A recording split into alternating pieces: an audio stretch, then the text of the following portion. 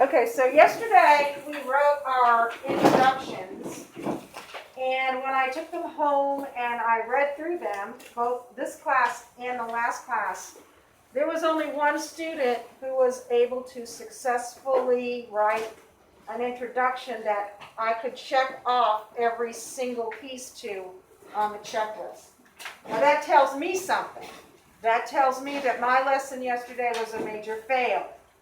It tells me that I did not do my job teaching you the proper way of writing an introduction. So today is kind of a redo day.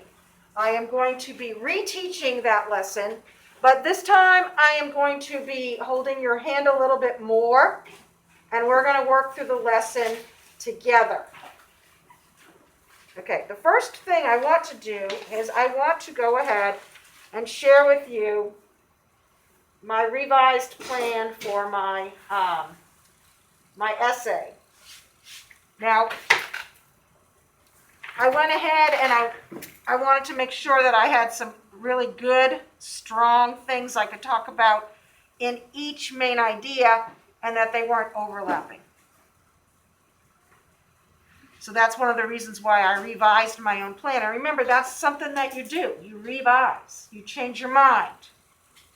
Okay, so yesterday we started out by taking a look at our plan.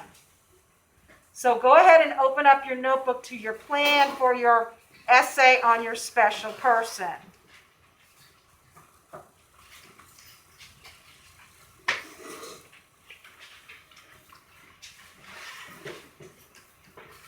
And before we started with our introductions, I asked you to make sure that your thesis statement, which is written inside of the cloud on your plan, was a complete sentence. Remember, the thesis statement is the controlling idea of the whole essay. My thesis statement says, my grandmother was an expert on nurturing a family. That is a complete sentence. It has a subject, it has a verb. Now remember, beneath the cloud, there are 3 boxes. Boxes represent the main idea. You learned that in 3rd grade, boxes and bullets. Boxes are the main idea. Bullets are the details that support the main idea. Yesterday, I asked you to look at your plan to make sure that each of your main ideas was a sentence. Remember, a sentence has a noun, has a subject, and it has a verb or a predicate. Subject and predicate, a person, place, or thing that is doing some kind of action or is being something. So I'm going to take a look here at my planning sheet. My first main idea, my grandmother made the time to do special things with each of her grandchildren. Then I'm going to move to my next box. She sacrificed her education to raise her brothers and sisters. That's a complete sentence. Third one, she was thoughtful, always making sure that each member of her family had something special on their birthday. So remember, we make a big controlling idea statement about our special person, and then we focus on qualities that they had that make them so special. Notice the qualities, right, all support the idea of nurturing a family. Nurturing means taking care of. So each main idea is about that. And then beneath those, I have my bullets. I'm not going to go through the bullets today because really and truly we'll want to talk about the bullets when we're writing our body paragraphs. Okay, so today what we're going to do is we're going to go ahead and we're going to write our introduction. Now, I passed back your essays from yesterday, and also in your notebook, lots of you practiced writing a couple of different hooks to use in your introduction, all right? So we're going to go ahead and move right to that. With your notebook paper, with your notebook paper in front of you. Make sure that the holes are to the left and the red line is to the left. Galila?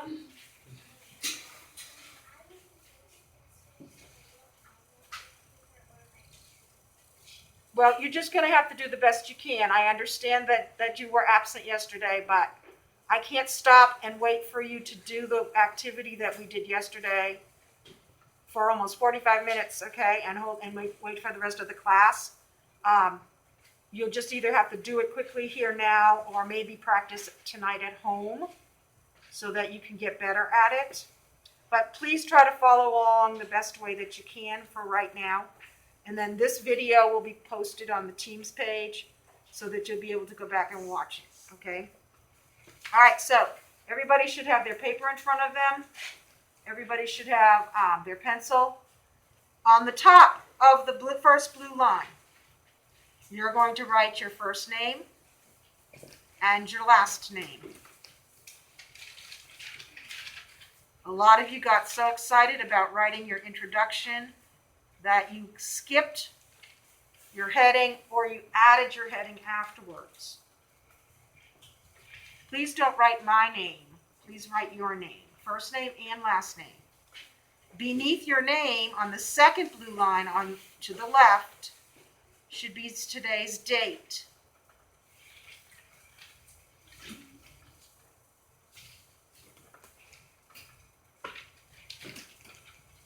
And then beneath the date is the subject, and our subject today is writing.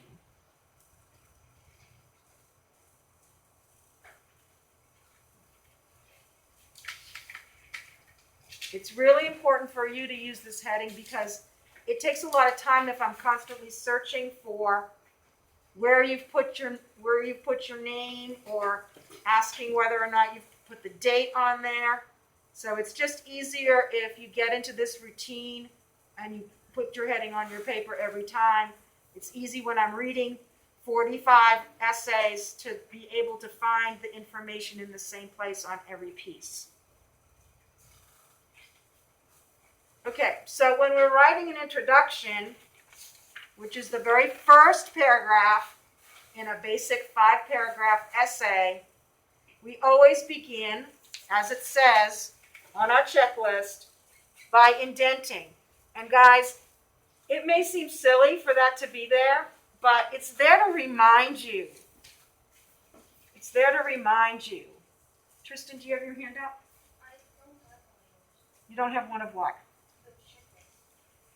I will give you one. You're supposed to have one in the section of your binder marked rubrics and checklists. So you have a section called rubrics and checklists. But you might have been absent the day that I gave these out, so I'll give you another one.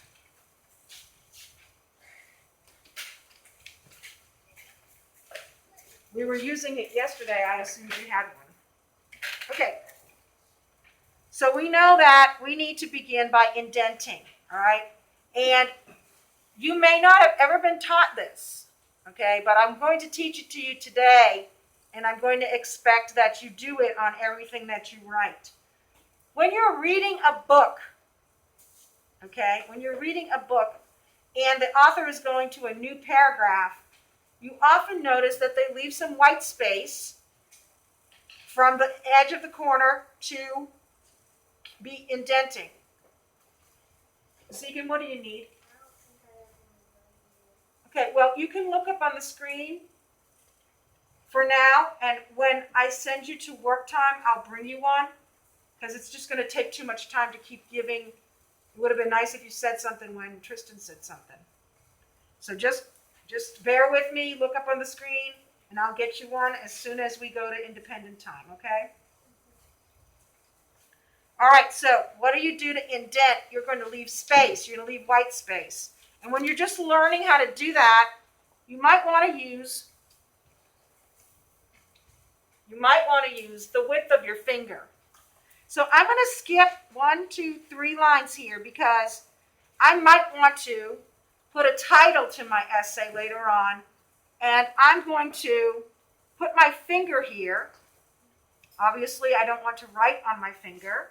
So when I start writing my hook, I am going to write it right here.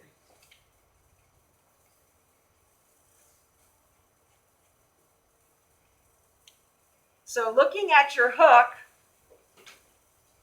because a lot of you have written several hooks in your notebook, so are you going to be able to follow along with us? As you're looking out the window. So look at your hook. So you've written several of them. You chose the one that you liked best. And again, you're going to write it. When you get to the end of the line, stop.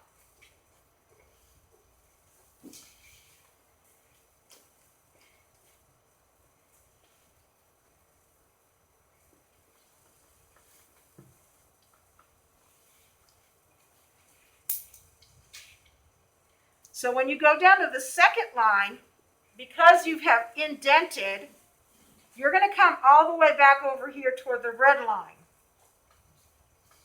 Can you see, Tristan? All right, so over here,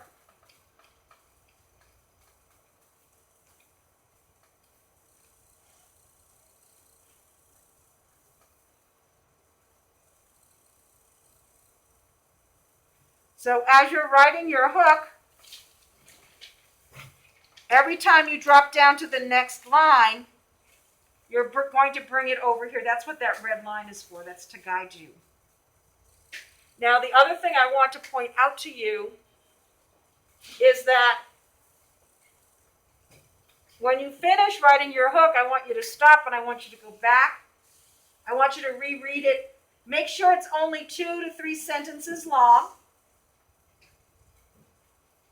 Okay? Make sure it looks like is modeled after one of the hooks in our green packet. And then I want you to wait for instructions. So go ahead and do that.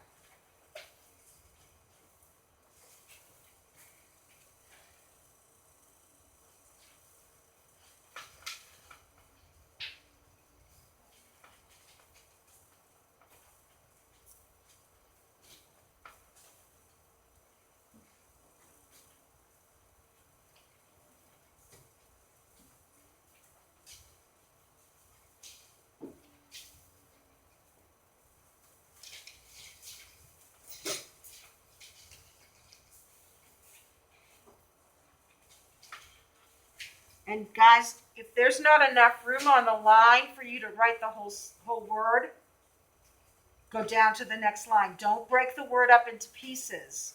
Okay, there's a very specific way you're supposed to hyphenate words. If you run out of room and you haven't been taught how to do that yet, some of you are doing that as soon as you run out of space and you're breaking up your words incorrectly. So if you don't have enough room to write the word, just go ahead and jump down to the next line.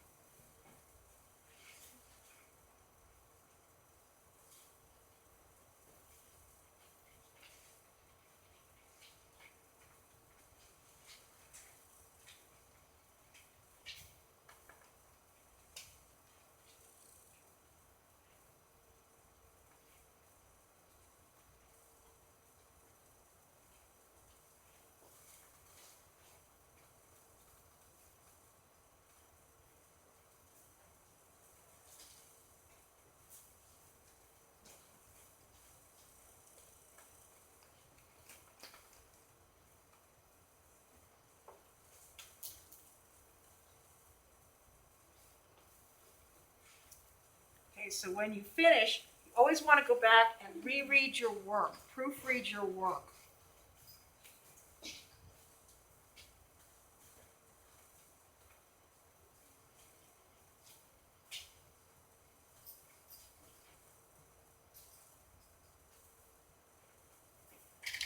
Your hook, again, should be modeled after one of the hooks on our chart, and I've uploaded that to Teams as well. If you're ever at home and you want to look at that chart, it's on the team. It's on the writers workshop channel of our Teams and in the files section. You can pull that down and take a look at it and practice writing your hooks. Now, remember I said, and on the checklist, a hook is 2 to 3 sentences long. How do I know how many sentences I have?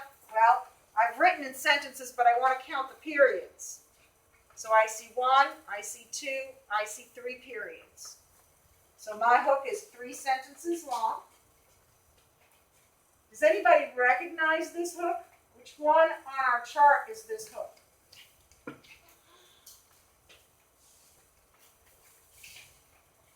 should all have your chart out. If you have it in front of you, I ask you to take it out. Which hook is this?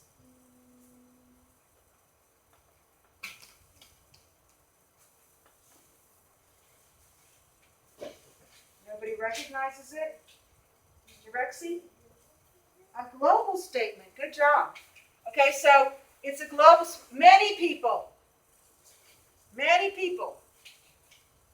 All right, many people look to athletes or performing artists in their search for a role model. I had to look no further than my own family to find mine. My grandmother, or Nanny as we called her, was an extraordinary woman who taught me a lot about the importance of family. Trying to engage the reader, 2 to 3 sentences, modeled after one of the hooks on the chart. Guys, the chart has very effective hooks. Okay, there are lots of ways of hooking a reader, but these are the most effective. Okay, so if we go back and we take a look at our checklist, we can clearly see that we have indented, so we could check that box off. We have engaged the reader in 2 to 3 sentences. Can everybody see that? Give me a thumbs up if you have written your hook on your paper.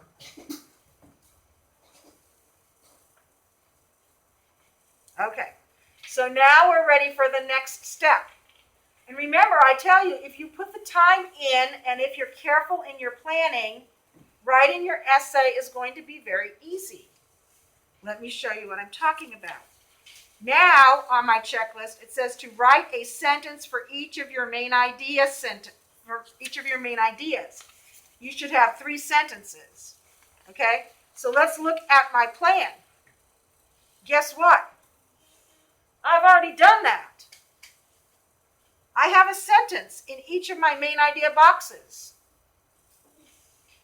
So my next step is to copy each of my main idea sentences into my introduction. Now, look up here for me, please. I'm not going to indent again because I'm still in the same paragraph. I'm just going to continue to write. And I'm going to write each of my main idea sentences. Go ahead and do that.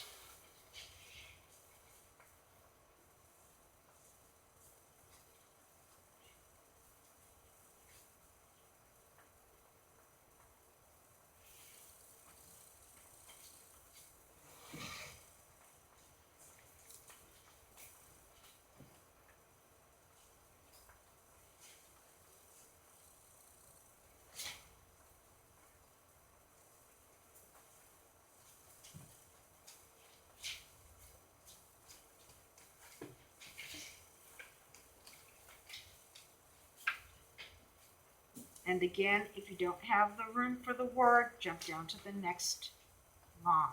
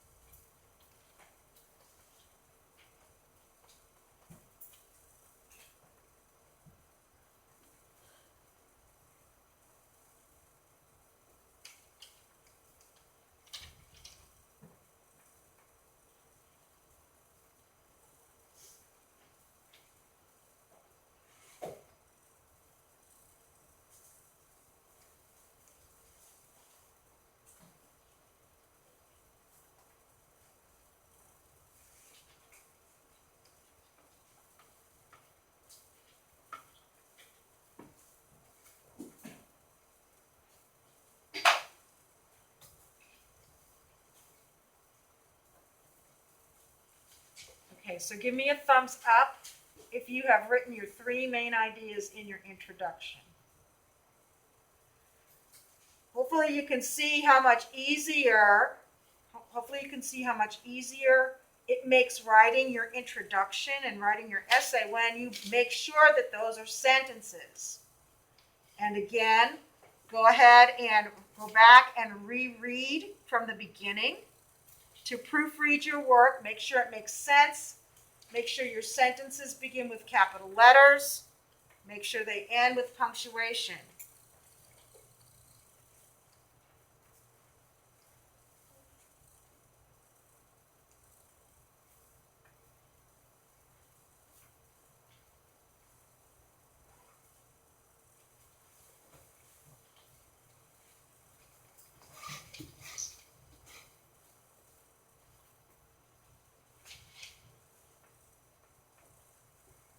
And Zeke, I'm just realizing that you were absent yesterday, so I can see you over there looking confused. Hopefully you can, I know that you watched some of the videos on our Teens channel. Hopefully you can go back and watch some of the ones that you missed so that this starts to make more sense to you. We're writing about a special person in our life. If you want to get started on a plan for that essay, you can go back. I believe that the lesson that we did on planning this essay is already on Teams, and you can watch it tonight. Okay, so let's go back and take a look now at our checklist. We've indented. Oops, I went the wrong way.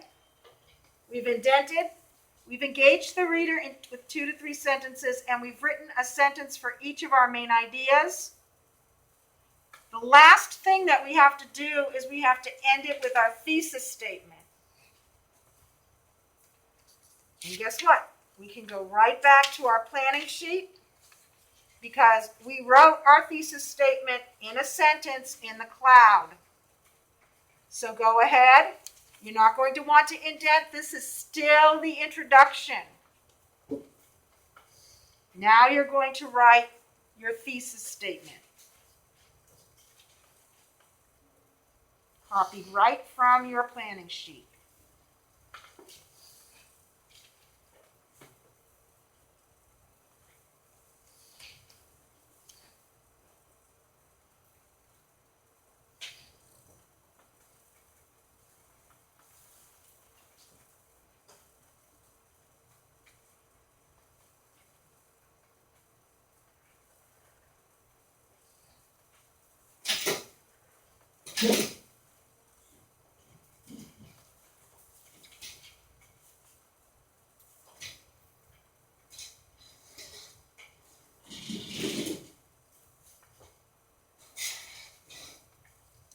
Sean, once you've done that, you may go ahead and go.